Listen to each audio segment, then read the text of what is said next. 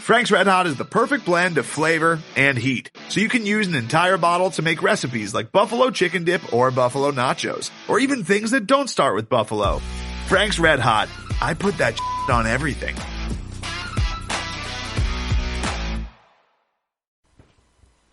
Hey, Craig. It's on you, it's all on me.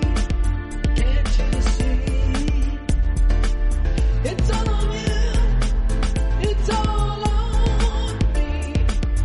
You and me, can't you? It's on you, it's on me. Hey, Craig.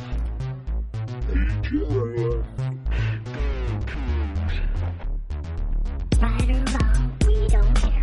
Win or lose, we don't care. We don't care. We don't care. We don't care.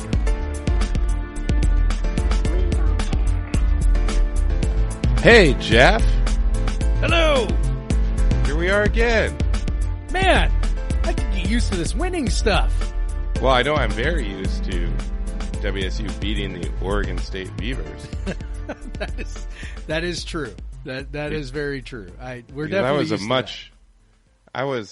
I was in my late 20s the last time WSU lost to the Oregon State Beavers in football. And it's fun to have a long winning streak. As we said during the preview, it's fun to have that. And they continued it. So we Yeah. get at least another year of being, hey, Beavs, you're still Yeah. just second class to us. I know. It's like, can you imagine how maddening this is for them? Yeah. Like, I'm trying to think of. I mean, I guess Yes. the comparison is how nuts Cal makes us, but we at least beat Cal, every once in a while. I know, Like, but it's not like- WSU lost to Oregon for 8 years in a row. However many years the Apple Cup is now. Yeah, but like, okay, so that is true, but also like, I look at that a little differently because those are programs. As much as people hate to say these things, like those are programs that are on a little different level than we are. Yeah, I mean, And but so WSU sucks. has been on a different level than Oregon State during that time. Like Oregon State's Yes. best season Yes. is like a 2-3 season last year or whatever. Yes, that's absolutely true. But when I think of when I talk about different level, I'm talking like program resources, like just who we're recruiting against, that kind of stuff. And Right. like Oregon State, Cal, Arizona, Utah, for the most part, those are the schools we're recruiting against inside of our own conference, right? So when we play Cal, that's part of what drives us nuts about Cal, right? Is like, this is a team that, is on our, for lack of a better term, on our tier, right? And, when you lose to them on the bullshit, like it feels like, it's so frustrating, right? But I mean, we beat them in 2018. We beat them this year. We beat them in 2013. Like, it's not like it was that crazy or long of a streak, but like Oregon State, like I'm sure that they look at us as equals. And, program wise, athletic department wise, or maybe they might even, I mean, I don't know. I'm obviously not a beef. They might even look at it as if they are a step above us, right? Cause they are, I mean, their stadium's bigger. They do have, a bigger donor base than we do. Maybe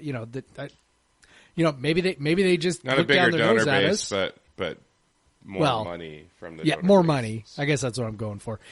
So I don't know. Maybe they look down their nose at us, and it really drives them crazy that they can't beat us. I honestly don't know, but whatever it is, I feel great. I mean, the last time they beat us, a lot of their fans, frankly, were assholes at the game, and so it feels good to beat them 8 times in a row. I think it's great. Yes, and yeah, they are. They're, like we said in the preview, they are the closest thing to us. And I mean, honestly, it should be a rivalry, and it's kind of weird that it's not. And I'm sure there's some hate fermenting on their side because it's taken so long. And but they were on their highest of highs. They beat us, they're going to be in the top 25. They beat us, they're taking control of the division. Yep. They're 3-0. But now they're pulled back to the pack. They're 4-2.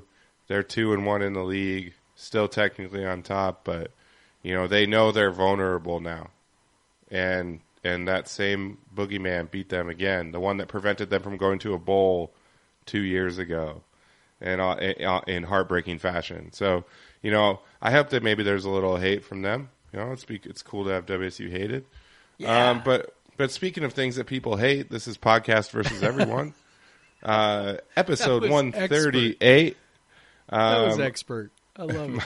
My episode 138. My name is Craig Powers, the expert, and with me, as always, is the novice Jeff Newser. That's right.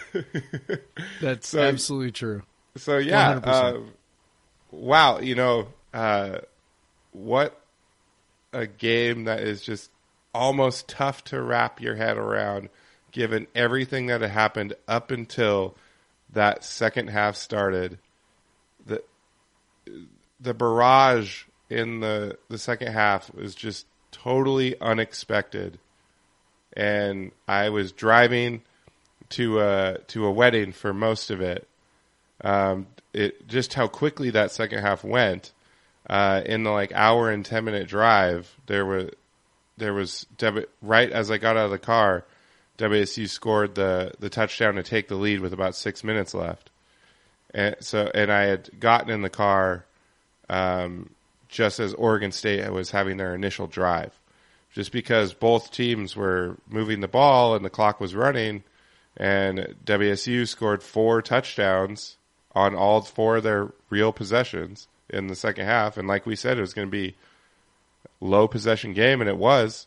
And, it really helps, Jeff, to win a game when you score on every single possession.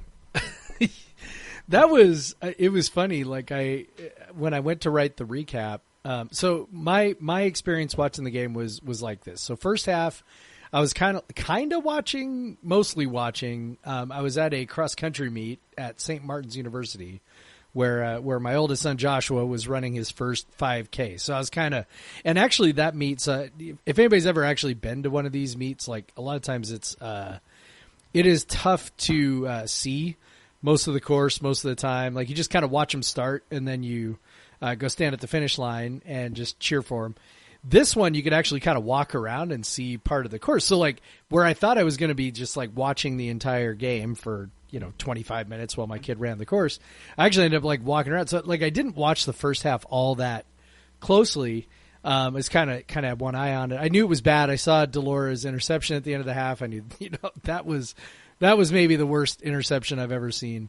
And then the second half, I got home, I was able to sit down and watch the second half. And as I'm writing the recap, I kind of stopped and I went, did they score on all of their possessions in the second half? And then I open up the stat broadcast and I'm like, they did. Oh my God, that's amazing. I was like, wow, that's really good. That's really, really good considering, just everything, we've dealt with this year with them.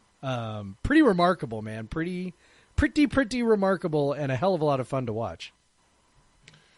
Yeah, hell of a lot of fun to listen to. I got a nice chunk of Chasnow and Brink doing a pretty good job, honestly. I think that Brink does a solid job. Yeah. He really does a good job explaining what the defense was doing.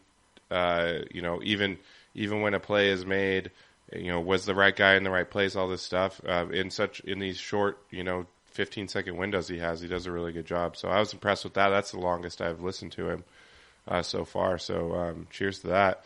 But yeah, and I've rewatched the highlights and stuff, but it was just impressive to explode like that in the second half. And we've been wanting these big plays to come. But the funny thing is, it wasn't vertical passing that got the big plays. It was just some well-timed 10-yard routes that were blocked really well downfield and got it to a fast guy, and he was able to run and pick up a big chunk of yards. First Hobart, we got to see Hobart's speed for the first time, and he's pretty damn fast. And Travell Harris got a nice big one. So it was crazy. They finally busted loose. And you could see what happens in this offense when you can get some chunk plays. They don't have to grind out every first down. And then, of course, in the second half, the running game started picking up.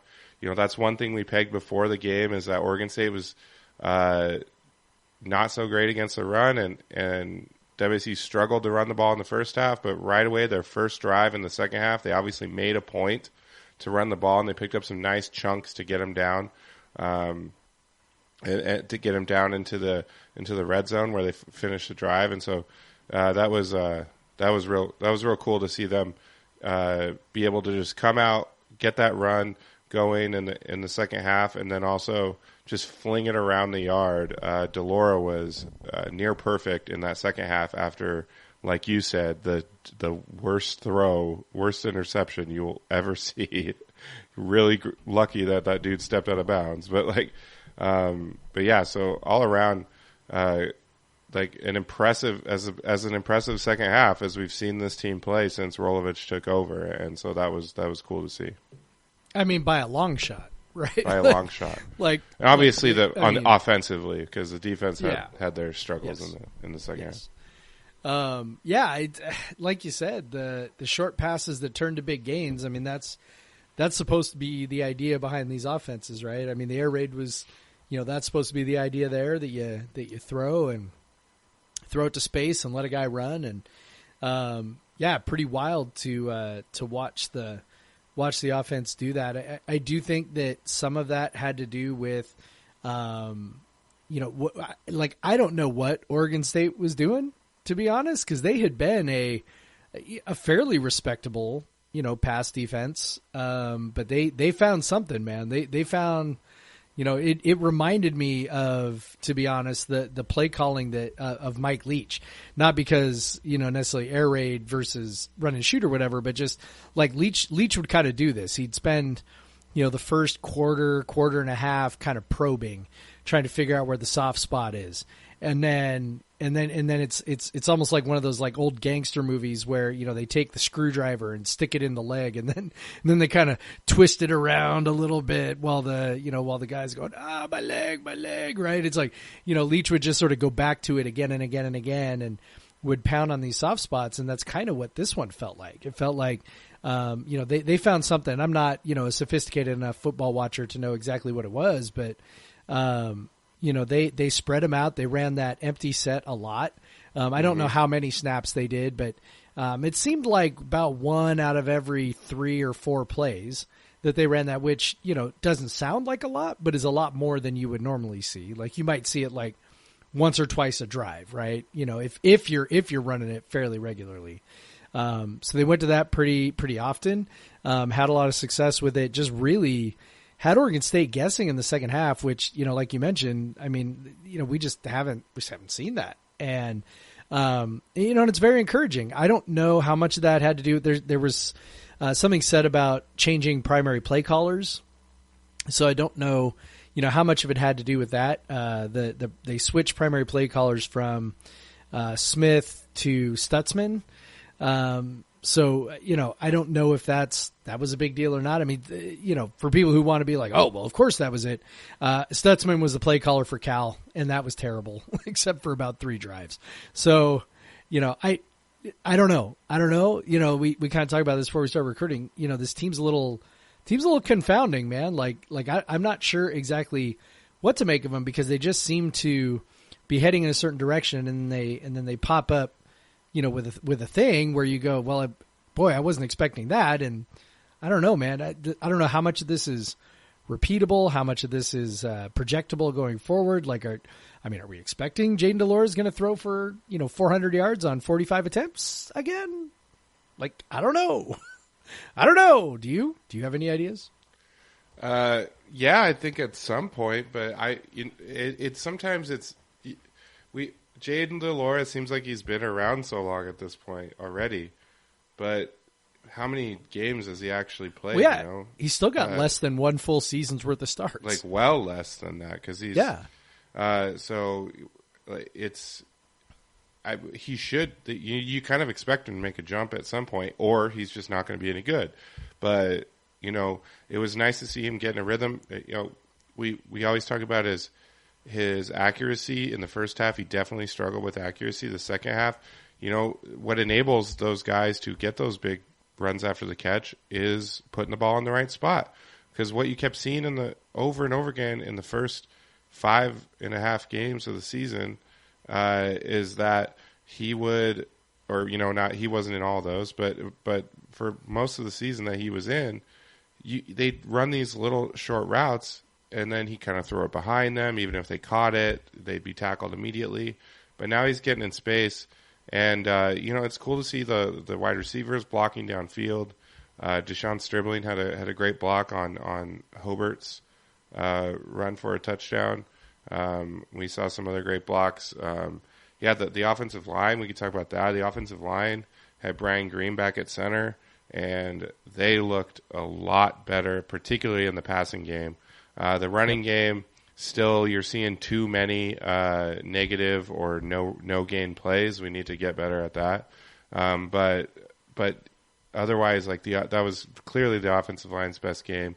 Now, how good is Oregon State's defense? Probably not very good, but they had been pretty decent against the pass, and WSU absolutely shredded them through the air. So just a lot of positive vibes around the offense. This is finally, that second half is finally like what you're hoping for when you hire an offensive coach, when you hire an offensive-minded staff, and hire with a dynamic offensive philosophy. And it just happened, and it was super fun. And yeah, I hope that it continues because that may be one of the worst defenses they're going to play the rest of the season. But maybe if Jaden's just taking steps and some of the younger receivers are stepping up and the line is gelling, maybe this can be something we can expect going forward. I think I love the way he just sort of has, he just looks like he's confident and in control, right? I mean, yes. Fans definitely get too much into these, television psychologists, right? Like the one that we talk about all the time was, Klay Thompson's pouty face, right? Like all of our fans who just didn't like Klay Thompson's body language. And it was like, oh my God, come on. But I will say that Jaden DeLora has superior body language. He just sort of oozes this confidence. And even when things don't go well, there was every reason for him to be down or fall apart after that interception. I mean, after that first half was bad. Like it was, they were moving the ball okay, but just critical mistakes and, shooting themselves in the foot and, turnovers, whatever. And yet out he comes in the second half. And, I don't know how much, changing he's doing at the line. I don't know how much he's just setting protections, but, people make a lot out of just kind of watching him, walk around and, bark at people and things like that. Again, not an expert football watcher, so I can't even tell you exactly what he's doing. But I just think when you watch him, I do think that some of that, I just think that some of that has to rub off on your teammates. When you think about who's leading you and where you're willing to go to follow that person. I just think DeLora gives off some of that. And, one of the things I'm writing about in my Monday column that's not quite done is that, that I wasn't sure he had this kind of performance in him. I mean, maybe not ever, but just certainly not right now. This kind of high volume, high yard per attempt, type of performance where you go, wow, that's pretty wild. Just to put a little bit of an exclamation point on it, we talk about EPA, right? EPA is expected points added. Our EPA per pass was 0.402, which, if I understand this right, quite literally means every time we threw a pass, we added 0.4 points to our expectation of scoring. That's a really high number. Yeah. And that is for when you throw 45 passes, that's a really high number. And just kind of underscores how good it was. And yeah, so DeLora was just, really, really impressive, totally in command. Just high confidence, a lot of moxie. And I think the other thing I noticed that, and maybe you noticed this too, I don't know if you did or not, but, I was kind of looking back at his game logs. He's not taking off and running right now, pretty much at all. Some of that's probably to do with the knee. He doesn't want to get the knee hit, but I almost wonder a little bit. He has if, to be if, absolutely flush, like a total Yeah. jailbreak. The only time he did it was yeah. the one time against Cal, right, where it was third down. He had to, right, to scramble for a first down. Other The than that, Russell he's been Wilson reluctant. scrambling philosophy. Yeah, he's been reluctant to do it, and maybe that's good.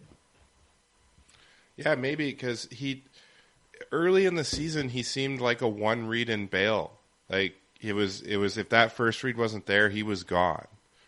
And we know from watching the air raid, from watching professional football, from watching any like very good quarterback, there's big gains to be had if you come off of that first read. And it seems like he's doing that now.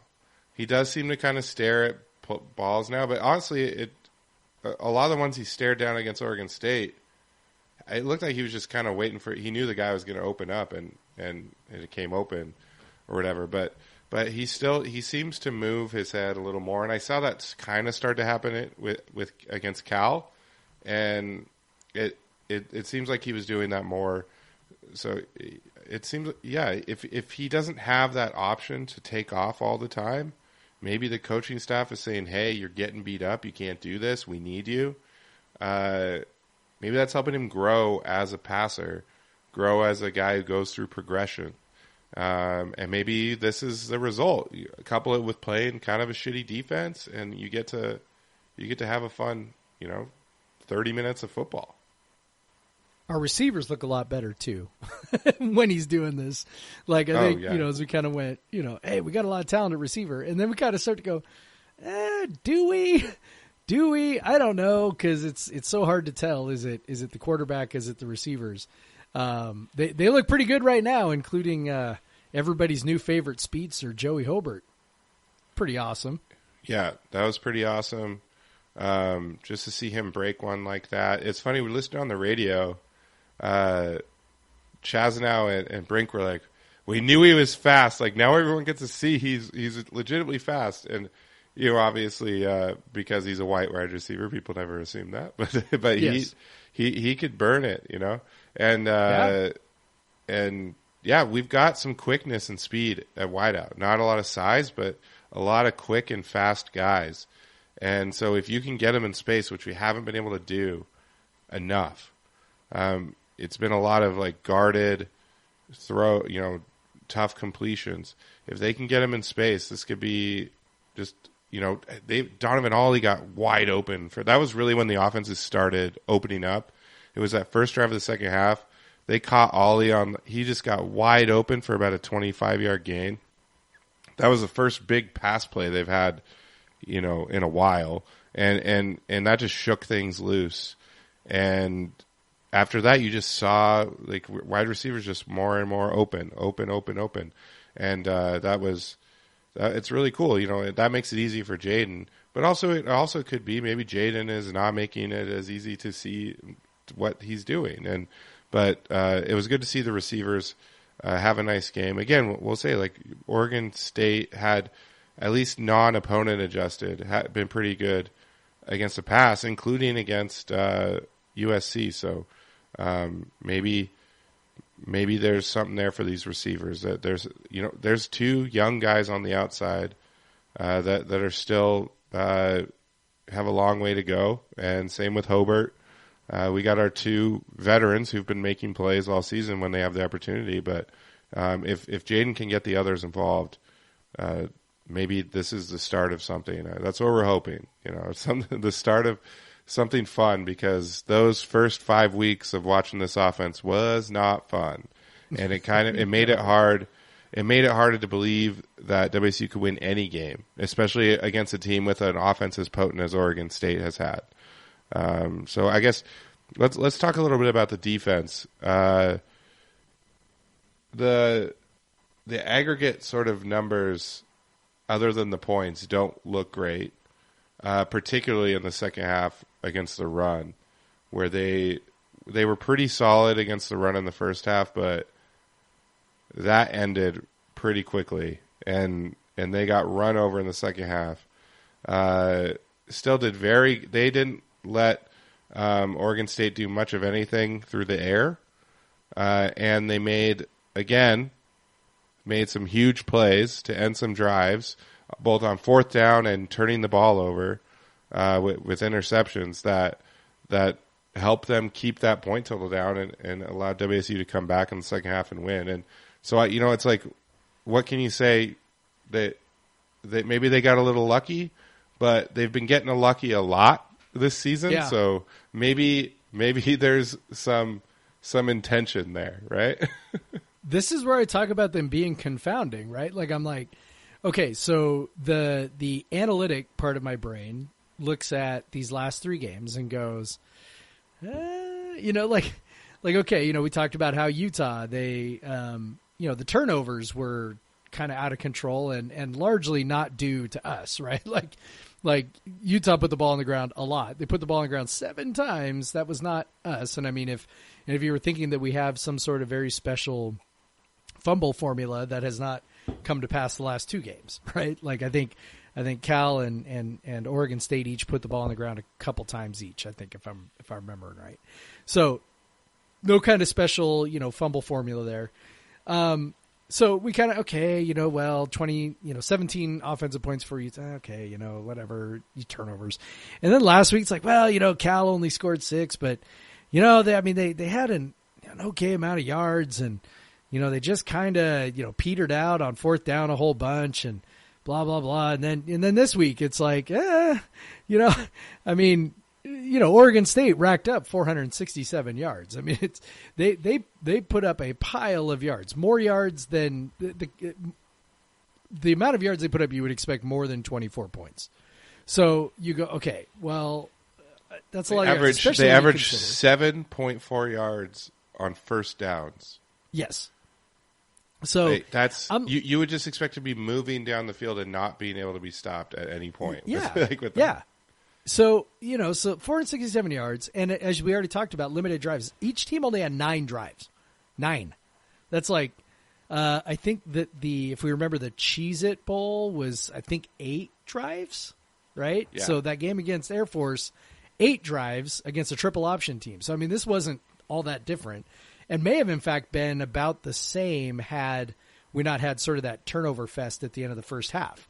So, like, really, really minimal drives. So 467 yards on just a handful, maybe about 2/3 as many drives as you might expect. Yeah, in a normal you're game. at over 50 yards a drive there. Yeah. So you're just kind of going like, okay, and yet they only gave up 24 points. And, I sent you a text today with a stat that I think is pretty relevant. The last 2 weeks on fourth downs, our opponents are 1 of 9 on fourth down. I mean, that's as good as a turnover, right? So, do we have some sort of special fourth down mojo? Are we due for some regression coming back the other direction? Right about now, the analytical part of my mind keeps leaning toward, okay, we are benefiting right now from some just really nice random sequencing, which again sounds very dismissive and it sounds way more dismissive than I mean it to. But it's just like, I'm struggling to explain, how we are, how for like kind of 3 weeks in a row, we've gotten, these pretty good results when maybe the stats would sort of point towards something else. Well, and what the 1 fourth down conversion is in the last 2 weeks? Yes. That pass interference. Yes. Which was a fucking load of garbage. The worst fucking call, man. Oh, it was terrible. Terrible call. Like that, you can't, it was quite literally exactly how you teach someone to defend. I mean, they were a little handsy, but both guys were handsy. Yeah, whatever. Pac-12 refs doing their thing. It's so funny. I'm sitting there. I'm up in our little tree house getting dressed for the wedding right before the wedding's about to start, and trying to get my girls dressed, watching the last drive on my phone. Luckily, I had enough cell phone service to stream the last drive of the game, and I'm just trying not to flip out, in public here, what was that, and then, but man, they came up again. You're talking about the sequencing. One thing that has helped the sequencing has been the play of the defensive line. and their ability to create negative plays. Yes. Which, Yep. yeah, you might get 7 yards on first down, but you might end up in a 3rd and 5 still, and on that third down you might get sacked. Like so it's Ron Stone, Brennan Jackson, in particular, but the whole defensive line has just been crushing it, and they completely ended that drive. Now Oregon State, that 4th and 19 was a little hairy. No, it's just like we drew it up. They had it. Just like they we got drew it up. 18. They needed 19. They got 18. Had it the whole way. There was plenty of guys circling the ball there. Had it the whole way, man. Had it the whole way. But you had to be thinking, as a Coug fan, you're like, totally. They're getting this 4th and 19, I'm like, and we're just never. Oh we're going to be thinking about this 4th never. and 19 forever. Yeah. But we got it. Yeah. But yeah, and not even to mention like Brennan Jackson's ridiculous interception, which denied more Beaver points. When they were down, they were cruising, like looked like an automatic touchdown drive. They were going nowhere. The little tip drill and great play. Him just dive in. And then the way he rolls like he's a wide receiver to keep the ball inside so it doesn't get knocked out on the ground. Just impressive stuff. Like, just looking so athletic. But, yeah, these guys – and Stone just – that he set up that 4th and 19 by getting a sack was on first down, I want to say, and just putting the Beavs behind it. And, yeah, just that helps. When you have guys that can create negative plays – that can destroy a promising drive in a hurry. Yes. Now, I think maybe they could be receiving the benefit of a few more holding calls, and they're not. But I think we're to the point in the season where refs rarely call those anymore.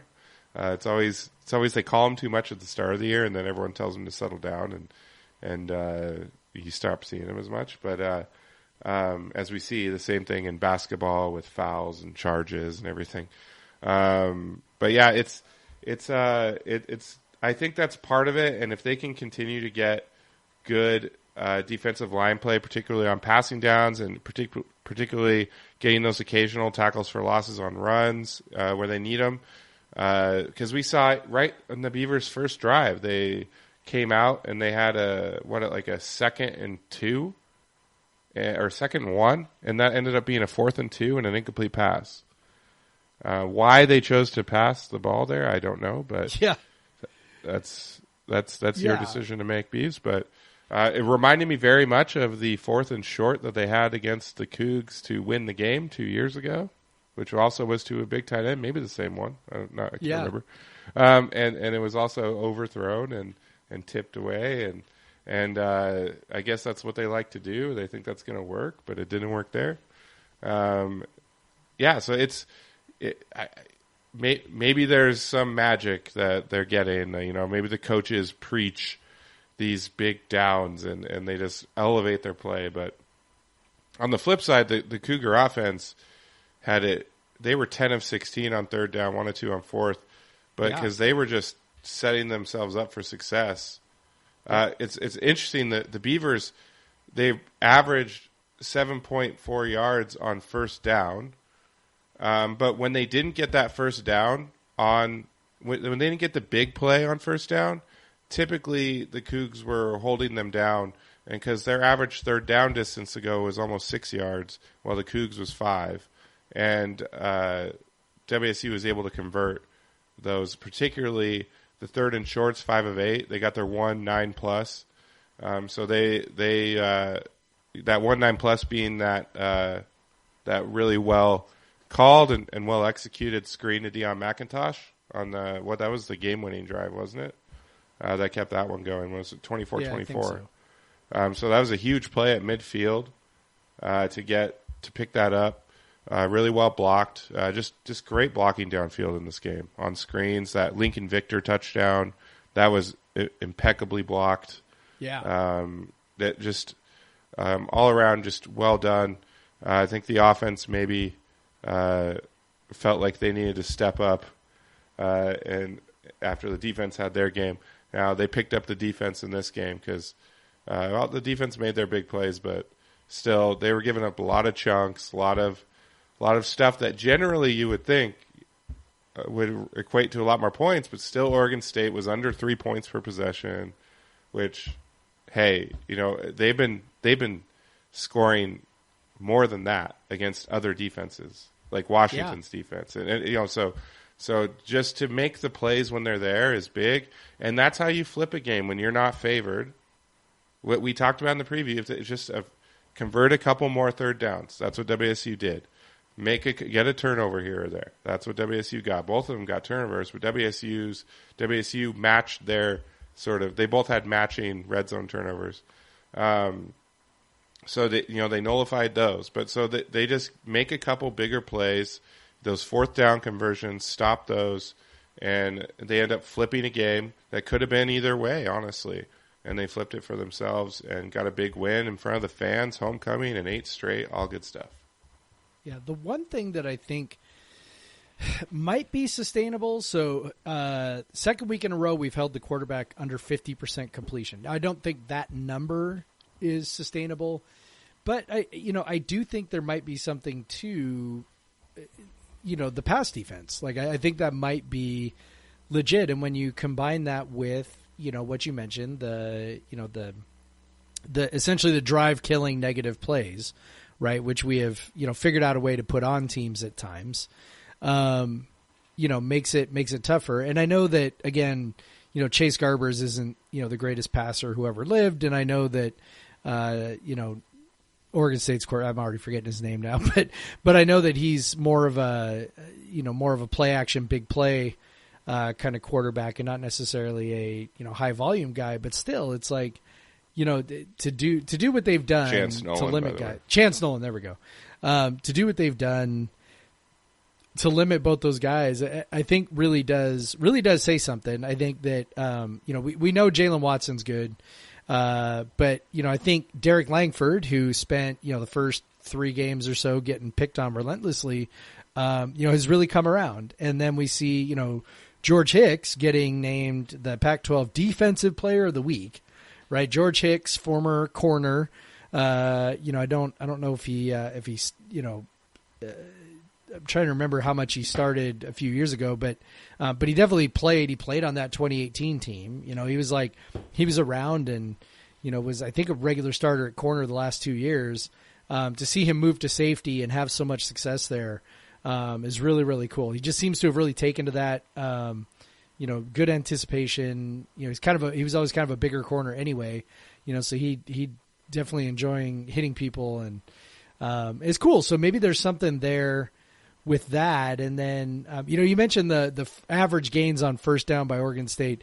That was skewed pretty badly by one run in the after the first time we took the lead. Oregon State came back with a an 80 or 75 yard 2-play drive, both of them on the ground. Mostly I was just I couldn't believe that they just didn't just run the ball 3 out of every 4 plays. It was I don't know, man. It seemed like they thought they could throw, so they did. I mean, it was kind of like what you talked about with the game 2 years ago, where it's thank God they threw the ball and didn't just run it when they were running it at will. We've talked about this before. Coaches just, I feel like, outthink themselves, and I know things aren't maybe as simple as we fans like to think they are, but at the same time, it's also man, it can't possibly be that complicated either. You're running up and down the field. Why even bother? Why run it till they make you stop running it. And they never did that. And then they got themselves in a position needing a score at the end where they took the run off the table, right? Because they got the ball back with 6 minutes, I think, right? Something like that.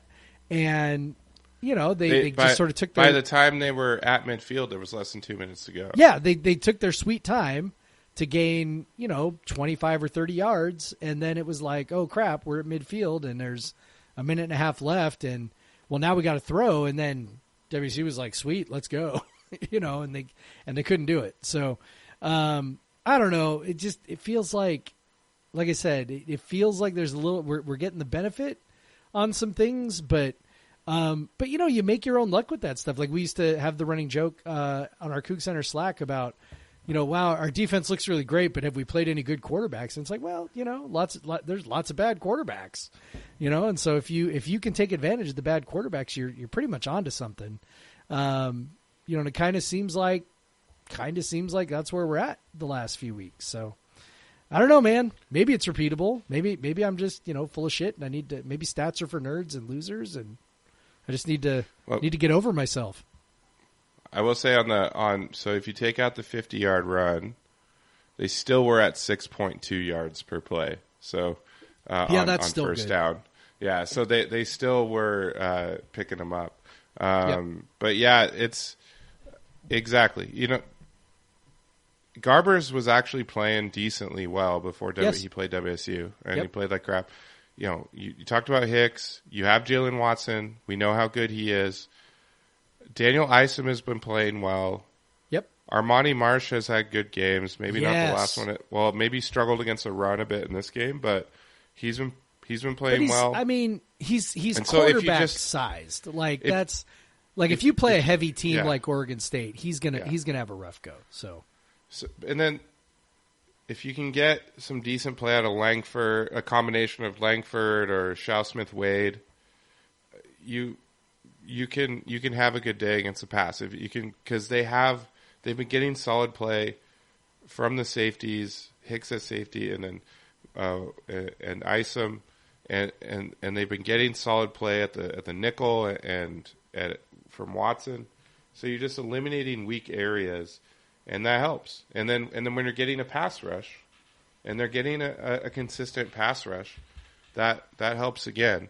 And so maybe if they can defend the pass well, they're not going to face another team that runs the ball like Oregon State does the rest of the season. Maybe because even Oregon doesn't run the ball that well right now. Nope. So or runs the ball with as much purpose as Oregon State does. And so they may get run over again, but if they can shut down that pass, they can create those seemingly improbable chances. And so that's the game plan now. Bend don't break. That's what it always is. If they can just limit those big touchdown plays and give themselves a chance to get off the field, that's what they have to do. But otherwise, it's there. You look at the schedule now, and it gets that freaking Utah State loss gets more and more annoying. I know, because if they're sitting 4-2 right now, you're thinking, 2 more wins. You're thinking, hell yeah. You got Stanford, you got Arizona, you got the Apple Cup. I don't know, but the Huskies don't look good, but still the Apple Cup. But I mean, you at least think you can get Arizona and then one more game from the rest of them, and you're in a bowl. But now you got to win 3 more.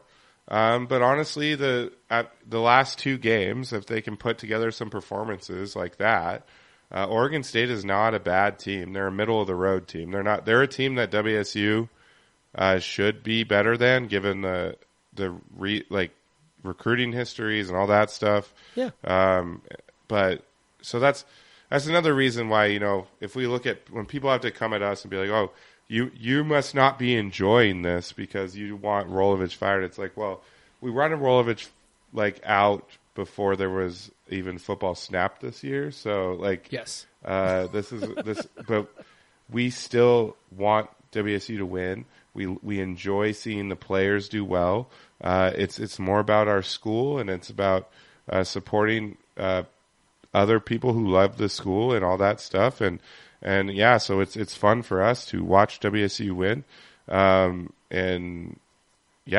I will say, so they're getting to now people want to extend Rolovich or whatever. It's like, we just beat 2 teams that we've been beaten pretty consistently. That we've basically split with Cal the last 10 years. We've beaten Oregon State for 8 straight years. So these are just programs that we beat, that we've had more success than for the last six or 7 years. So it's these aren't wins to be celebrated like a renaissance for the program, because these are wins the program has been getting. Yeah. We beat Oregon State last fucking year. Like, why?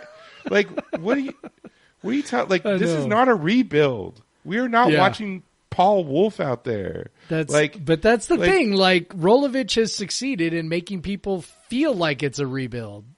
Like, he even feeds into some of that with things that he says. I don't want to turn this into a shit on him podcast, because, they're 2 wins in a row. Like let's celebrate. But also, he says things like, well, I don't know if last year's team would have been as resilient as this. And I'm just like, come on, man. Like, this is not, you didn't take over for Paul Wolf, man. When you were hired, you said, basically this sucker's ready made to win. Like, okay, then let's fucking win. All right. So now we're winning against teams that we should beat. Great. All right. Let's see what happens. Guess in case what? we play Next Stanford. week is another team we should beat. Another team that we've been beating for a long time. Yes. So okay, we should beat them also. You beat Oregon, okay, right? You go beat Washington, all right. Arizona State, go beat Arizona State, all right. We're on to something, right? Like, show me one of those before I'm ready to anoint him. Because obviously, I wrote a big long column on why he should be fired and how they're in over their heads, and this does not yet convince me that they're not.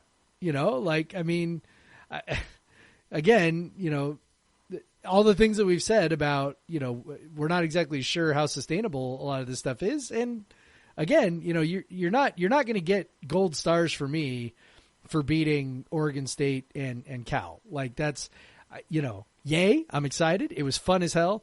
I know that some of our fans have a hard time with the idea that we can compartmentalize our feelings about the coach and our feelings about the players and our feelings about the school, and that maybe we can actually segment those things. But, I'm going to need to see a lot more out of this coaching staff before I am persuaded to change my mind. And I can have my mind changed. Like, if I end up being wrong, then I'm wrong and whatever. But, I'm definitely going to need to see more before I'm feeling like, this is, boy, I sure feel like a fool. Like, it's going to take a bit more, before we get there. Yeah. So, what I think we should do now, we'll take a break. Yeah, we probably should. we'll get into, that other Rolovich news, and we'll get into, the volleyball and soccer team weekends, which were pretty good, and yeah, so we'll be back.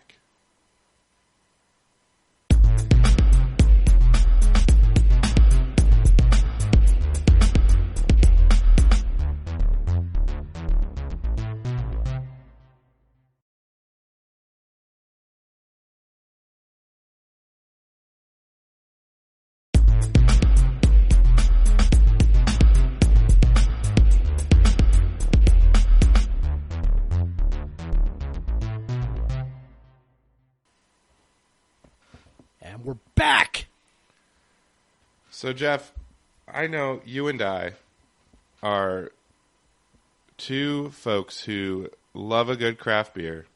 Yes. And are not afraid to take our kids with us to go drink a beer. True. But it can often be difficult to find a place. I know when we go to Sounders matches, it's like the great struggle to find a place to get a good beer, and then also that our kids can hang out with us at, like if we're taking our kids or whatever. Yep. But pretty good news, pretty exciting news down over there in Ellensburg, as Pretty Fair Beer is gotten their restaurant license, and they are now officially all ages. So, Jeff, if next time we roll on through Ellensburg and we got our kids with us, we can stop by, have a delicious Pretty Fair Beer. Like if we stop this weekend, Fresh Hop's still flowing, Oktoberfest still going, getting all those beers that we're used to getting over here on the west side, and you could just continue, get those delicious beers over in Ellensburg that Yes. they drive and get them. Just really cool. Really happy for them. I'm really happy for myself. I'm taking the kids to the game this weekend. I might have to try to persuade some of the other folks I'm with that we should stop maybe on the way back on Sunday and have some lunch in Ellensburg, because That should be an easy sell. Yeah, it should be an easy sell. Because why is it an easy sell, Jeff? Because Pretty Fair Beer is run by Cougs, proudly run by Cougs. So I love to drink there, and I love to have delicious beer. So and also I love Tyler, the owner, sends us the co-owner sends us emails each week just to kind of give an update on what they have going on. So, but he says personally he's enjoying Stoop's Robust Porter, which that gives me he gets instant beer cred for me by saying that, because Stoop's Robust Porter is the best version of the style I've had around the state. The best porter I've had, basically, one that isn't like barrel aged imperial, whatever, but it's still robust. So it's bigger than your standard porter. It's around 6-7%, but it's very well done. It reminds me of one of my favorite beers of all time, Hill Farmstead Everett, which is another robust porter. Very similar to that. So I love that beer, and the fact that Tyler says, and I've talked to him about beers he likes. So that just tells me he legit knows what he's doing, bringing those beers in, and he knows what good beer tastes like. So that makes me feel good that we proudly support them here. And although obviously it's a sponsor, but still I genuinely like that place, and I'm excited to go again. And hopefully he has some Stoop Robust Porter there, because now I'm craving one, man. Now you're jonesing for one. But yeah, that's Pretty Fair Beer in downtown Ellensburg. Proudly Cougar owned and Cougar run. So stop by. If you live in Central Washington, they play all the Coug games. They'll have the Stanford game on at 4:30 on Saturday. They'll have the Kraken games. They'll have the Seahawks games, and the Sounders games. So everything you want to watch. And honestly, Sounders can be harder to find in Central Washington as well. So stop by, especially for the Coug games. Again, like I mentioned before, it's hard to find watch parties in Central Washington for some reason. Maybe you're just too close to Pullman. I don't know. But it's a great place. And I know they're big Cougs. They're hyped about that win, and they're super hyped about basketball season coming up too. So they're vibing right along with us. So that's a great place for y'all to hang out. If you want a place to stop on the way to Pullman, or if you just live around Ellensburg and want a place to get a good beer and watch the Cougs. Yeah. Pretty Fair Beer. So Jeff, what's your Pretty Fair Beer of the episode? It is the so by the way, I don't know if you remember last week, but I was told that the beer I had last week would change my life. And I said, it was really damn good, but maybe didn't change my life. This was another one. You seem like you're like kind of the same person, honestly. Yeah. I haven't noticed much change. That's true. I mean, we haven't been around each other, but I don't know. I think I'm pretty much the same. Did you lose like 50 pounds this week? That definitely. And you're just like happen. ripped yeah. all of a sudden. Like, dude, I drank one. What was it? Sig Fresh Hop beer, Sig, and now look, after 1 week, I have a 6-pack. Yeah. Well, I definitely have 6-packs. But so what's not changing your life this week, Jeff? What is not changing my life this week, but is still pretty damn good. So this is the Reuben's Fresh Hop Double Crush IPA. Oh, yes. So, yeah, really, really, really, really good. Like just citrusy and hazy and hazier than most. It's definitely kind of got that almost kind of milkshaky mouthfeel to it. But yeah, very, very tasty. And apparently I was lucky to get my hands on one, is what I've been told. So I guess they were tough to find there for a little while. Yeah, I know they're sitting over in the cooler at Beer Star next to my house. Okay. They were like, out at Rainier Growlers, they were like, ooh, you got one of those. We don't have many left. I'm like, okay, all right. Well, that's because so Rainier Growlers is where they probably do Crowlers now too, right? Rainier Crowlers. Yeah, they've done those for a while. Yeah. So I wasn't wrong. Rainier Crowlers. Yes. But so that they are like the premier beer nerd spot for what, like 15 miles around there? 10 miles, maybe till you go to Tacoma. I mean, probably until you hit the South Tacoma places. Yes. Yes. I don't know where else there would be other than Tacoma. There's not, like, close to there. Maybe you go up to Cascades, maybe South Edison City. Those are the comparable places. But yeah, there's a significant distance. And so if they get anything that's like that beer nerds want, that's going to go so quick because they're going to go in there and get it. But yes, that Reuben's Double Crush, I don't know if I've had one this year, but in the past few years, that's been, especially if you like the hazy IPA style, one of the best kind of hazy fresh hop beers. Yep. It's outstanding. And I really like when breweries take styles that they already make and then, or a beer, kind of a recipe that they already have, and just add fresh hops to it. So you really can see the impact that the fresh hop has. And then also you usually don't end up with like the bad parts of fresh hop with like the vegetal flavors and stuff, because it's not just about showing what a fresh hop tastes like. It's just about seeing what how a fresh hop can impact a beer, which is very cool. Yep. So, how about you, man?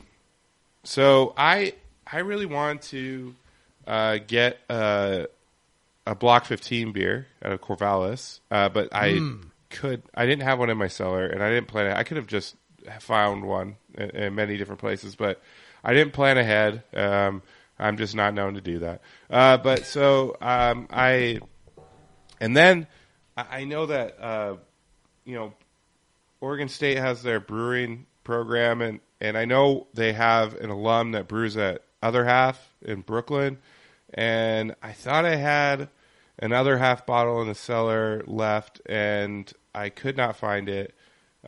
So I had to move on to just another Oregon brewery that's not too far from Corvallis, Fort George out of Astoria, Oregon. Mm-hmm. And I did find on LinkedIn that one of their field marketing manager went to Oregon State. So boom, I made my connection that at least one person from Oregon State works at Fort George. I was trying to find if one of the brewers was from Oregon State, which I wouldn't be surprised if they had one. But anyway, so this is a Fort George Kentucky Girl. It's from they didn't mark the year on this, but if I remember right, I think it was from 2017. I think that's what it says in my cellar list.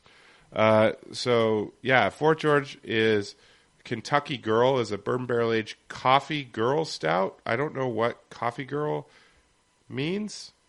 Is there a place called Coffee Girl in Astoria? Or is it just a reference to like baristas?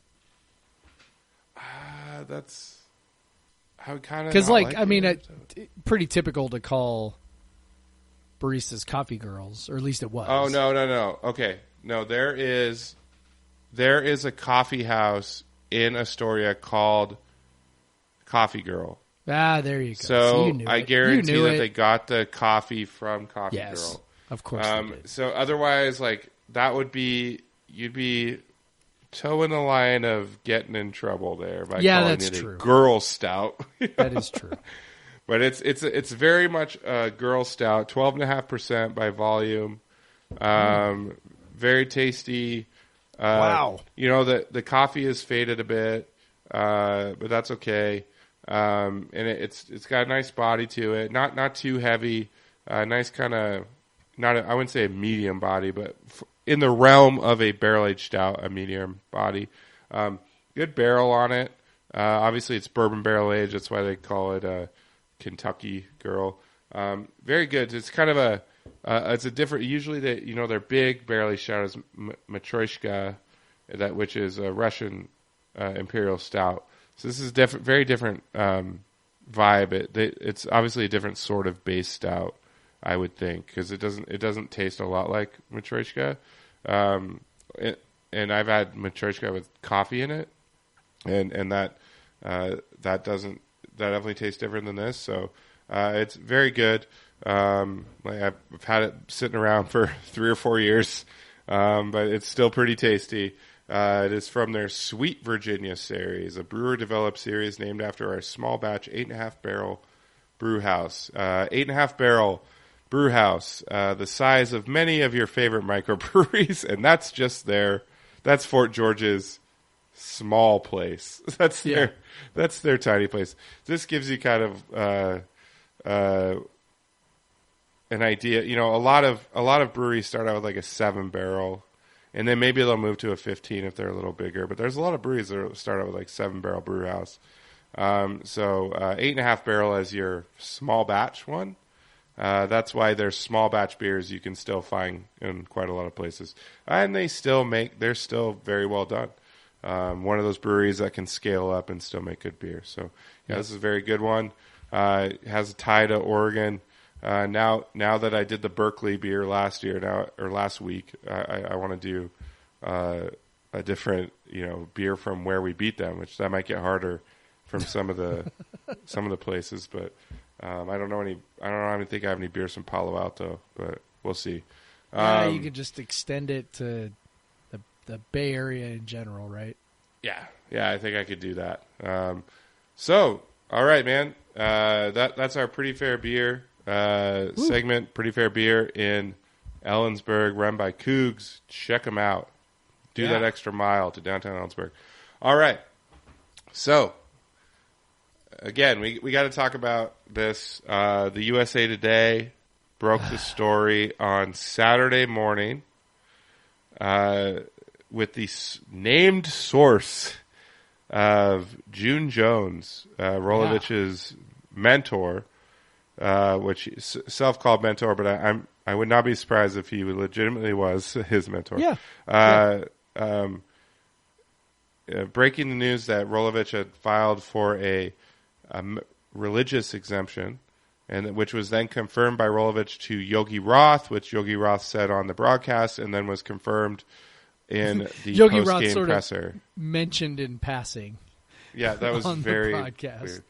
It was funny because all credit to Ted Robinson, he set him up to actually talk about it, and then Yogi kind of was obviously not comfortable with Yogi's saying like, anything. I don't really want to talk about this. Yeah, because he's like, I might do another Coug game, and Rolovich might be the coach, and I'm going to have to have our pregame meetings and all this stuff. Yeah. And so he obviously was kind of dancing around it and all that. Yeah. But yeah, so Rolovich himself confirmed it. So he's applied for a medical exemption, or not medical, sorry, a religious exemption. Yeah. It seems from data that who tweeted that out from Spokane, Melissa. Melissa Luck. Yes, thank you.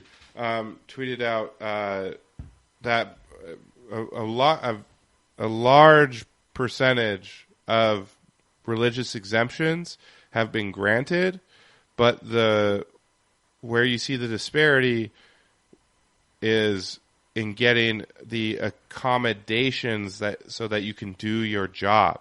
Yep. So you can get a religious exemption, which I would not be surprised if Rolovich got that. Because remember, these are blind, so they do not get to know that Rolovich has already said he's not against vaccination. Right. He has said that publicly. But apparently now he also has a religious component. We don't know, but we kind of assume he's Catholic just based on his upbringing, and but we also know that the the head of the Catholic Church is for the COVID vaccine. Obviously, some local, what do you call them? What are the little regions of the parishes? No, whatever they're called. The local segments, particularly in Eastern Washington, aren't fully on board with that. But yeah, so based on what we've seen, seems like he'll get the exemption. But now, I think Theo Lawson tweeted it earlier. Like the big buzzword now is accommodation in all of this.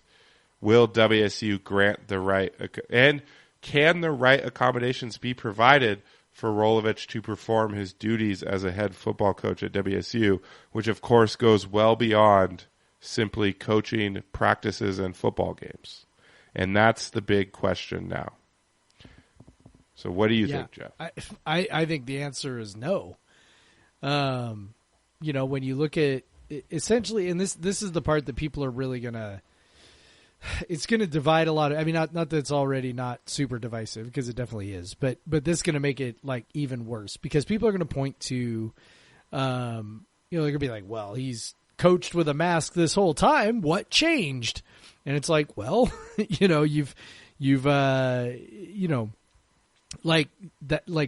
that was the only alternative for a long time. And now we have a better alternative, which is, get the vaccine and then you can do whatever you want, more or less. Right. So once that's available, well, now there's a better way. And we already know that masks are not foolproof, right? I mean, they help, no doubt. And, don't ever let anybody tell you otherwise, that, don't ever let anybody tell you that they don't do any good, because they definitely do. But they're not as good as a vaccine, as we know. So, I mean, to say that someone who's not vaccinated can just, wear a mask and get tested, like, that's not good enough. It's not good enough. And when you look at the nature of a college football coach's job, they're going to be in close contact with people constantly, And I think that's kind of the deal. Like, what you're seeing is the people who are being told that they can't be accommodated even with an exemption is people who, are in close contact with people as a part of their job all the time. And Rolovich is going to fall in that category as well. So, this may or may not, we reported on this, that's not the right word. I aggregated a story from somebody else where I said, he very well could still lose his job even with an exemption. And I everything I've seen since has really only led me to more strongly believe that that's not just a possibility, but actually a probability. I just don't see how, I don't see how they would be able to accommodate that, other than like, well, you're not allowed to go within however many feet of everybody. Like, obviously that's not going to happen. So, he has media responsibilities. He has donor responsibilities. Yeah. We're expecting him to be in living football rooms, camp responsibilities, recruiting, football camp, recruiting, all this stuff. And we already know recruiting is not good right now. Like, we did get a commit, but he wasn't exactly a highly sought after commit. I will say one thing on that. I went back and looked it up. Like, how many commits do we typically get in this time frame? So I looked a week ago, and we don't typically get more than 2 or so in this time frame. Commits, and now this is commits that eventually signed. There could have been commits that didn't eventually sign, whatever. Yeah. So it's not atypical, but one thing that maybe is a little weird, we've had 3 home games, including a very marquee home game against USC. Yep. And so where it seems like you would want to have a lot of visits, all that stuff. I will say if after this stretch of 3 home games, if there isn't a handful of recruits that commit, by the end of October, I might be especially worried about that recruiting. Of course, Rolovich might not even be around that long if they cannot accommodate him. So that might just be a moot point anyway. But so I'm not 100% convinced that it has affected the recruiting, but I would lean that it probably has, just based on the dearth of on-campus visits that we've had, which I know you looked up as well. Yeah. I mean, they've only had, I think 4 or 5 official visits, at least if you believe Coug Fan, which they're good at tracking that. I have no reason to think they're not, that their list isn't comprehensive. We just haven't had very many at all. And, I think we've had plenty of unofficial visitors. I was under the impression we had a ton of visitors for USC. Coug Fan only had 1 official visitor listed, and I was like, that's weird. So maybe we had a whole bunch of juniors, visiting unofficially, but, it really was kind of surprising to see that. And it's not just the dearth of officials, but it's also, the quality. I mean, the guys who are coming are, and God bless them if they get a scholarship offer and they commit and, all that good stuff, like good for them, right? Like I'll never blame a kid for committing if he gets an offer, like, good for him. But I will say that, these are guys who were, underwhelming prospects. And, when you're bringing in guys on officials who are unrated recruits, where we're their only their only Power 5 offer, that when you sort of put it all together, that's where you get concerned. Like it's not like recruiting will come and go. Like we know, like commits come and go, right? Where like, you don't get any for a while, and then all of a sudden you get like 3. I mean that totally happens. So it's not like it's super, panic inducing that we've only got, this many commits or whatever. But it's when you put that together with the visits, with the quality of kids that are coming in on visits, with, just you go this thing plus this thing plus this thing plus this thing. And all of a sudden you go, yeah, it's a bad situation. It's a bad situation and it's not getting better.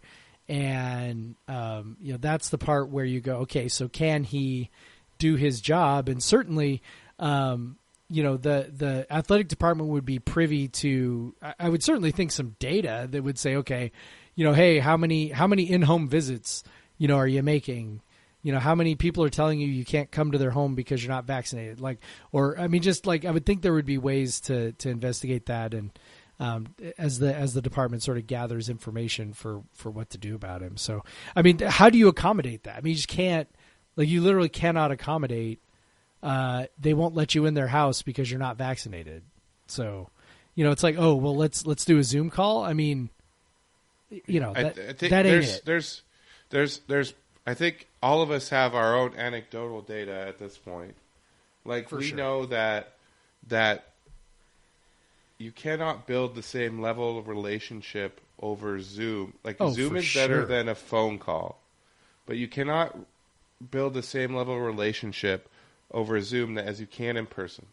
And I'm struggling with this in my own like profession where I'm trying to build a network. I'm trying to build a business, but I built the current network I have going to events and meeting people in person and sitting down with them and talking with them, sharing a meal, sharing a beverage, exactly. You're building a connection, having a shared experience. And yet Zoom is not a shared experience. Like we all have the shared experience of Zoom. It is not a unique shared experience. So it's just not the same thing. No. And so, you can't accommodate for that. Same for when dealing directly with donors. Like you can't accommodate. Well, you can have Zoom calls. Like, is every single night with Cougar football going to have Nick Rolovich over Zoom? Right, like his coach's show. Who's paying $1,000 a table for that or whatever? It's just not. It's not the same.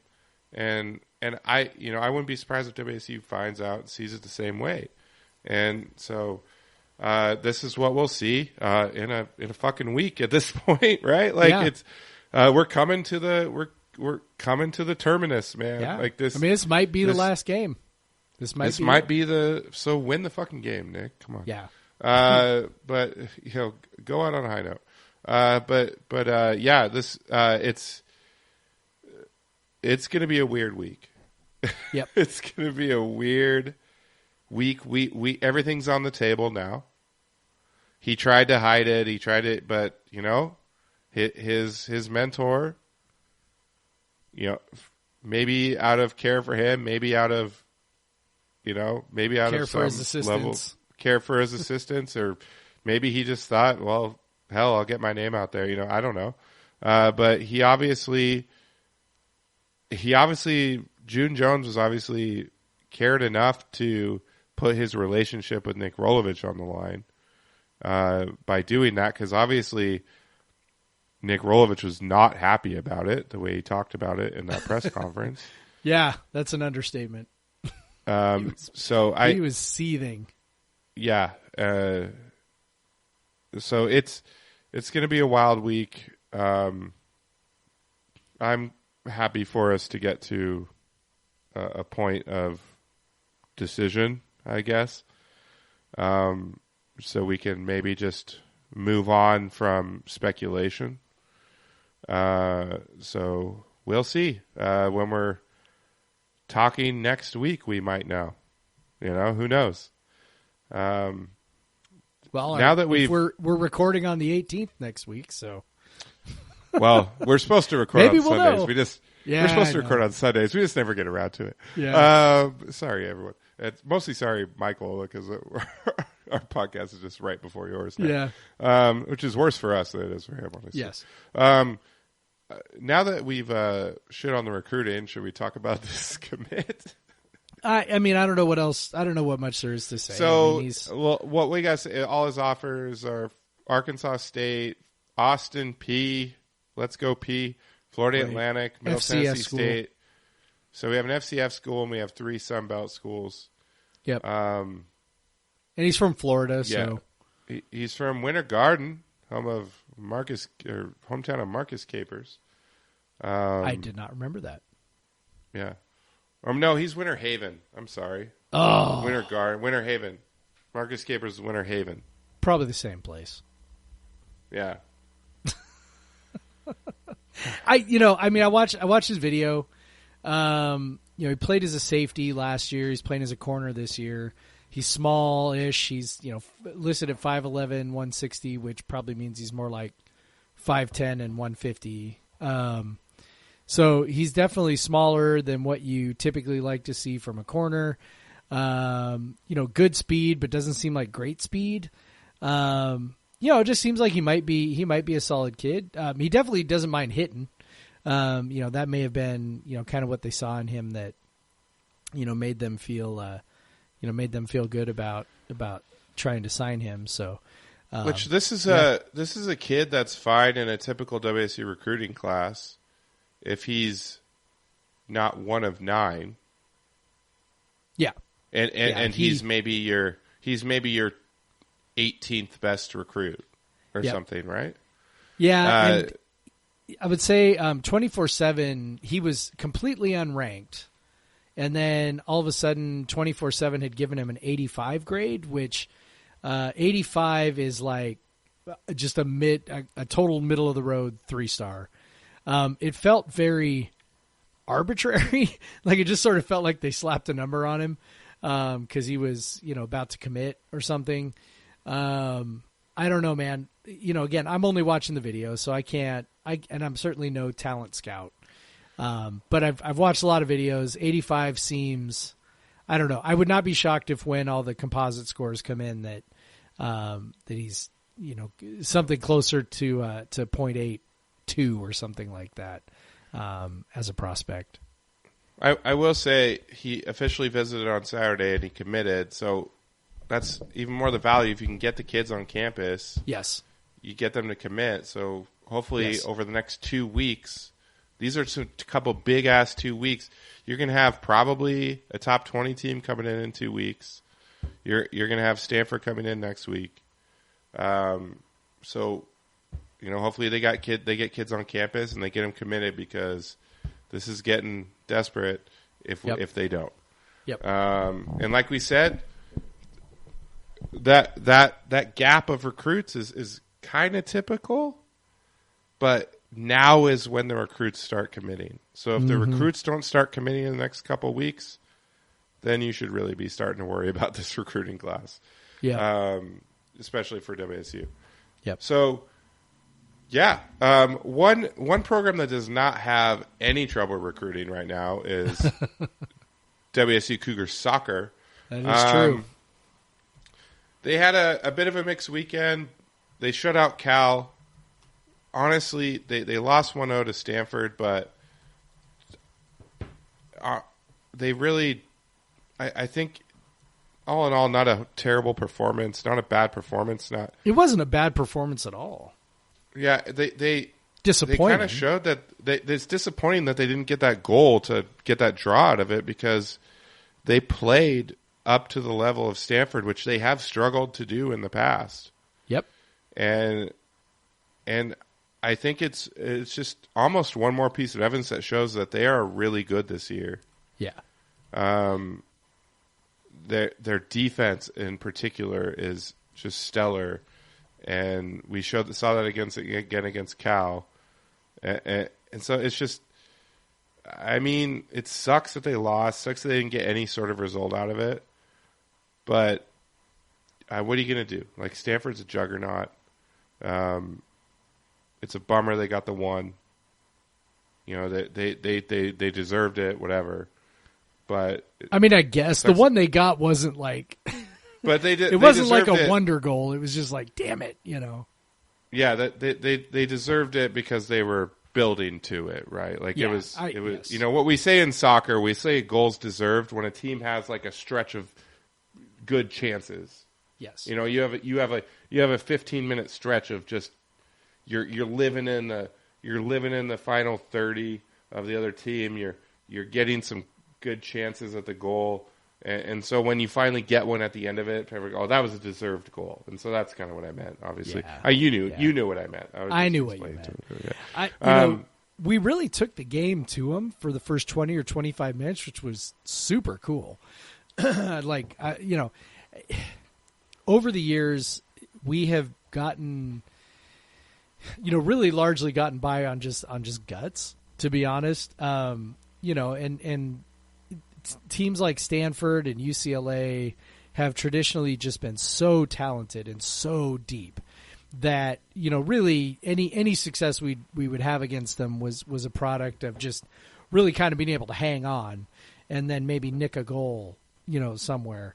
That was not the case in this game. Like I said, we really took the game to them on the front foot for about 20, 25 minutes. And then it flipped, and that's about when Stanford got their goal. It had been building just a little bit, kind of a misplayed, ball into the box. The keeper, the keeper's punch didn't quite clear it as far as, she would have liked. And then she's out of position for a rebound. So, which is super frustrating because you're like, it's not like it was a clean shot. It's not like it was, a nice piece of skill, right, that puts the ball in. You're kind of, it was very, very kind of ugly goal. But, I'd say overall in the game, Stanford had maybe the better of the chances. If there had been XG or something like that, XG is probably something like, Stanford 1.3 and WSU, 1.1 or 1.0 or something like it would have been close. So I'm highly encouraged by that. I mean, we were not overwhelmed athletically, which is typically what happens in these games. We did not generate as many good chances as I would have hoped. We really tried to play through the middle the entire game. Very few crosses. Obviously, that was a strategy. I don't know if that was a good or a bad strategy, but I do know that, we had a very difficult time playing through the middle of Stanford's defense. Their backline's very fast. They have speed everywhere. They had a little forward who was also super fast. So they got speed everywhere. It was just very difficult for us. We typically will get behind on a ball or two, and I I don't think there was one ball where we got behind their back line. So, yeah, frustrating. Yeah, and I do think if we played it again, that we'd have a different plan of attack. I think it might. I'm not saying necessarily it would turn out differently, but I think with a little different strategy, we can make some more inroads than we did in that game. I think and I think you often see the team that is kind of more dangerous and more maybe the athletically superior team. They'll be more apt to do the heavy crosses and all. Like I think, for example, like Bayern, they're all about crossing the ball, right? Like this constantly. Sure. Because I think if you're the on the other side, if you're doing a cross, that is serious danger for a counter. If that cross gets headed out, you suddenly have you're thin in the back end, and if they have superior forwards who have speed and they have a midfielder that can deliver a ball or a back end that can deliver that ball, you might be in trouble of giving up a quick goal, right? And so I think you see that happens a lot in these matchups. But like you said, maybe they didn't need to approach it that way, just to give themselves a chance to get their own chances. But Yeah. So, but they came back. They beat a team that they should have beat, and they beat them soundly. Yep. Once again, another shutout, the 10th shutout. They had a total of 4 goals the entire season they've allowed. Like, it's nuts. Like, this defense is nuts, and it'll carry them through. They're still in contention for a conference title. They're still in contention for the NCAA tournament. So they just got to keep racking up results. That's the biggest bummer, is they couldn't at least get that draw, get one more goal to get that draw against Stanford, just to get a result out of it. But they'll have plenty of opportunities to get big wins. Still, I don't know, man. This is one of the best. It feels like one of the best teams that they've had. They didn't have a great non-conference. They just didn't have the opponents in non-conference to show it off that they typically do. But I think throughout the Pac-12 season, they'll show it off, and we'll come to the end of the season thinking like this is one of the most sound teams we've had. Yeah, they're just so deep. We've talked about that before. Yeah. I mean, they're just so deep, and they can send different people at you. I know Enzi Broussard left the game with an injury against Cal. Hopefully that's nothing serious. Yeah. But to me, that's the big difference between this team and the other teams that they've had that have been good. Man, this team just sends waves of people at you in a way that WSU just has typically not been able to do. So the big weekend is weekend after next. So this weekend they go to Arizona State, which is a team they should beat even on the road, and the Cougs have played well on the road. So they've pulled off. Arizona State has gotten 1 point, a grand total of 1 point, just one draw from their first 5 conference games. So that's a team we should beat. And then the following week of the BYU games. So anybody who can get there early, Thursday night we play USC. USC currently sits in first place and is ranked 2019, something like that. So play them on Thursday, and then BYU Saturday, and then Sunday night at 5:00 UCLA. Number 3 UCLA coming to town. So those are 2 really, really huge games. Should be very exciting and very fun. And honestly, if you want to make it a long weekend in Pullman, Thursday night football game on Saturday, Sunday 2:00 women's exhibition game, Sunday night women's basketball exhibition. Sorry. Yep. And then Sunday night the soccer team playing their biggest game of the year, really. And so, Jeff was trying to talk me into that, but I thought you were hardcore, Jeff. Craig. I have a family, Jeff. But I'm excited. Yeah. Also, on Friday night in Pullman, this Friday, essentially our Midnight Madness thing, whatever they're calling it, Zoomania or something. Zoomania. I'm really excited. I'm excited for that. I'm excited for that for you. I might be going by myself. I'm taking the kids to the football game, but I don't know how excited their mom will be for having the kids in that that tightly packed bowler gym. So I might just be going my way. Yeah. Can't vaccine 4-year-olds yet. Can't vaccinate Not yet. 4-year-olds yet. Not yet. But I talked her into the football game is outdoors, vaccines or negative tests required, all this stuff. Like, it'll be okay. They'll be okay. We'll be safe.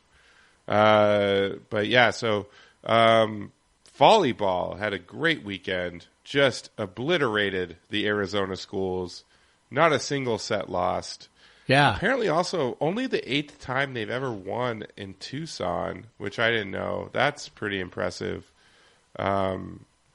Yeah, so very cool. Only the 2nd time they've won in straight sets there as well. Yep. So awesome.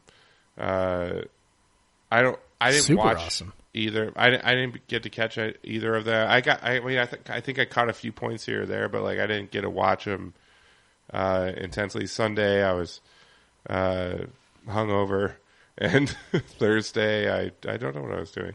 But yeah, so it's kind of funny. They've kind of just been through this streak they've had. They've run through almost everyone, and it's only those like tough teams they've had tough matches. That's when they've lost sets. But when they play a team that they are superior, they destroy them, and they leave no question about it. So yeah, it was Burdette Greeny that tweeted that it was only their 8th win against Arizona. Who's of course Jen Greeny's husband and assistant coach. So Yep. Yeah. Great weekend for them, man. I have not caught very many volleyball games this year. I've only got so much time in my life. So I've sort of prioritized watching the soccer team, but no one can be like Jamie Vinnick and watch literally every sport. Yeah, well, all we're the not time. all 23 But also, that's years his old, job and now. 24 years old, and living in Pullman again. So I don't know. Yeah, if I ever win the lottery, or if my wife wins the lottery, I mean, I know what I'm going to do. I'm going to, have my own Cougar website, and all I'm going to do is write about Cougar sports all day, and I'm just going to watch them all. I'm going to move You're to gonna buy. Pullman. And, You're gonna buy a former football coach's house and live in Pullman. And totally, 100% exactly what I would do. Move to Pullman, go to all the games, write about all the stuff. That's all I would do all day, and it would kick ass, frankly. So, well, I hope that happens for you, man. yeah, me too. That sounds great. I would love that. I assume you're playing the lottery, though. No. well, come on. It's So, definitely not going to happen. Then. It's, I don't know, man. I believe in miracles. Who knows? You never know. Just find a winning ticket on the ground. Hell yeah. Or maybe I'll just go to Emerald Downs or whatever and just start picking up betting slips, and you never know. Checking all the betting the slips. saddest person in the world, staring at the parking lot at a horse track, looking at betting slips, hoping hoping one's for the winner. a couple of bucks. This is Jeff's retirement plan, everybody. I am a teacher. So Hey, teachers used to have really good retirement plans. yeah, not anymore, dude. Not Yeah. anymore. They They used to did. be They awesome. realized how bad they screwed that up, and Yeah. it's fine. It's still going to be good. Well, Jeff, you It's just should not have what it been was. born 20 years earlier, Yes, you idiot. That is true. That is true. I blame my parents for not being old enough. Yeah. My parents their were fault. definitely would have. My parents had me when they were 23 and 24, so there wasn't a lot more wiggle room for them. Yeah, same with my parents. I think my parents were 21 or 22. So Yeah, even less. yeah, and then you and I, we learned from that. We had our kids much later Yes. in life. Which sometimes you regret. That When you're is true. picking up the kid, you're like, oh, my back, like my knees and my back hurt right now. I bet if I was 25, my knees and Yeah. my back would not hurt. Like, Well, and I'm sure when you had B play in soccer, I'm sure you had the same experience I did, which was you were older than most of the other parents. yeah, I think so. I think my generation has definitely been one of having kids later, probably more so than yours. Yeah, I wonder if some of that is Tacoma too, because out here, like when I went to, I mean, I'm not that much older than you, but like I was like, you know, I go to games and I'm like, you know, 5 to 10 years older than most of the parents. Like, you know, okay, well, whatever. Now they kind of seemed, I don't know, they probably seemed roughly our age. It's a lot of our friends. We do have, you know, a couple of our best friends that are married. They had their kids in their mid to late 20s, and so they're the weird ones. Honestly, like all of their friends don't have kids. Like didn't have kids until like they were, you know, until like we had kids. So, you know, so there was we, you know, they were the weird ones for a while, and now we all have kids, and we all, you know, it's a lot harder to see each other. They can't just be like, "Oh, you guys want to hang out?" We'll be like, "Yeah, let's do it." We'll be like, "Well, I don't know." Yeah, let's make a plan. Yeah, yeah. In 3 weeks. Yeah, 3 weeks from let's now. do it. 3 weeks from now, we'll get. Well, that's how. I mean, that's how we made plans when we were out in Pullman for your engagement. It was like, yeah, y'all should come over. That'd be awesome. What do you guys think? 3 weeks from now, I'll smoke some ribs. Come on over. We'll swim in the pool. Oh, yeah. Weeks. And I gave you guys like almost 2 months for the actual engagement. Yes. Like going out there. Yep. But yeah, just to go to your house, which is Yeah. far less of an endeavor than Everybody was taking out their phones and like looking, okay, what weekend do we have open in August? Well, and then of course we're all like, oh, we should do this again. Like before. Yeah. And then all of us slowly realized, no, that's not going to happen. Not happening. It's not going to happen. See you next summer. Not before. It was already mid-August. We're not getting yeah. another one of these in before the weather turns. It's not happening. No. And then, well, I mean, you're dealing with, so Sarah and I are both teachers and Marnie's a teacher. And it was just like, and then you got, you know, Cougar football to travel to. And it was just like, nope. Yeah, and we did get some nice weather in September, but sorry guys, it just my wasn't hands happening. are tied. I have to drive to Pullman and like be an idiot for 2 days. Like 3 weekends in a row. Yeah. But I will have Marnie and Corey. We'll be with them in Pullman this weekend. And, that's going to be awesome. We'll have a good time with all the kiddos. We'll be there. It's funny. Fantastic. I sold my tickets so I could sit over with them, and so we bought all a group of tickets together. And then I got a buddy who's giving me a couple of club tickets. So I'm just like, don't tell WSU. Ooh. But I was thinking, we're just going to rotate. We're going to rotate. Go up to the club, have a beer, come down. Go up to the club, have a beer. You know, everyone will get everyone will be able to go up and get some beers during the game. I'm not going to bogart that. That sounds like a good deal. Because we got another couple that'll be with us, so we have a nice big group. You know, with all the. So I that was a big ticket order for me. So I bought all those for the Stanford game because I did it right away because it was family weekend. You know, the tickets get snapped up pretty quickly. Yeah. And so Marnie and Corey, 2 more friends. That's 4. Us 2, 6. Plus Marnie and Corey have 2 kids and we have 2 kids. So I bought 10 tickets. And apparently you can do that. You can buy 10. 10 tickets all in a row and under the hood. But it looks like we won't need that, which will be pretty cool. But yeah, now we'll have also 2 club tickets to rotate out, which I'm sure is allowed. Don't tell anybody. It's fine. I don't think anybody's going to make a stink. Your secret is safe with me. And well, it used to be 500 now the tickets are just on the now the tickets are just on your phone, which actually kind of makes it harder because before we could have just they had those like just passed around the plastic. The plastic thing around your neck. It'd just be like, here you go, you go up now. Now I'll have to figure some out, screenshots or something with the phone. Yeah. So that's how we'll have to do it. So yeah, man, this is more appropriately lengthed podcast than last week, and it was only like an hour long. Jeez, what the hell was that? I know. What are we doing? Because we know people are driving to Pullman this weekend, and we know they're going to wait until they drive to Pullman to put the podcast on. So we just wanted to make sure we gave you an extra little half hour to have, so you could just get a little bit half hour. Plus, you'll have our half hour preview on Friday, so you'll have a nice full 2 hours of listening to our dumb voices. Thank you for doing that. Yeah. And if you do that, please, if you haven't, give us 5 stars. I haven't asked this in a long time. Rate us 5 stars and give us a review. You know, a nice little review. Tell us how you like our dumb voices. I don't know. Yeah. You It know, helps give us people 5-star find review. the podcast.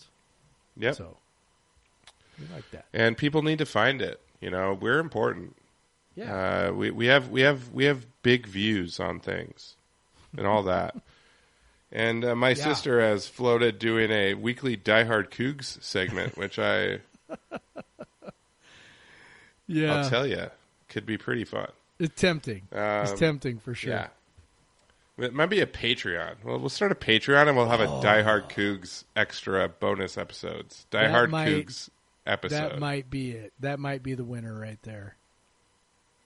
Got to I include like my that. sister on that because she's pretty funny. Yeah. She's funnier than me.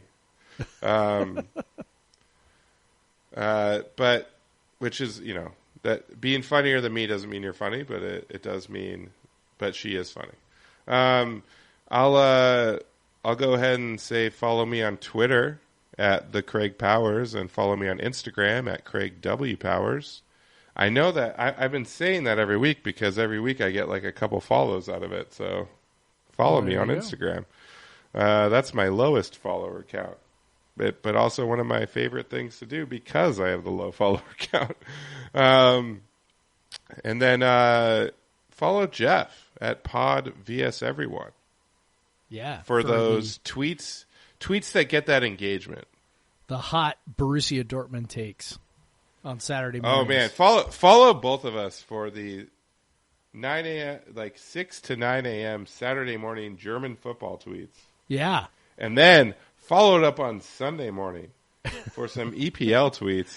Yeah. And then whenever the hell the Sounders are playing. Yeah. Some Saturday Sounders night, tweets. Sunday night, Sunday afternoon, Saturday afternoon, whatever it is. And you know, you'll get some OL Rain tweets from me. Man, all the good stuff that you All the are good looking soccer. for as a Coug fan. Hell yeah.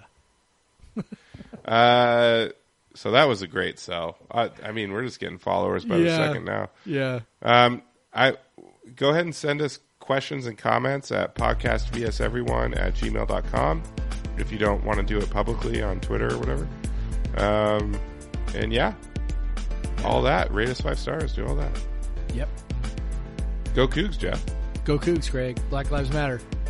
Black Lives Matter. And get fucking vaccinated. Even if it's too late, you might lose your job.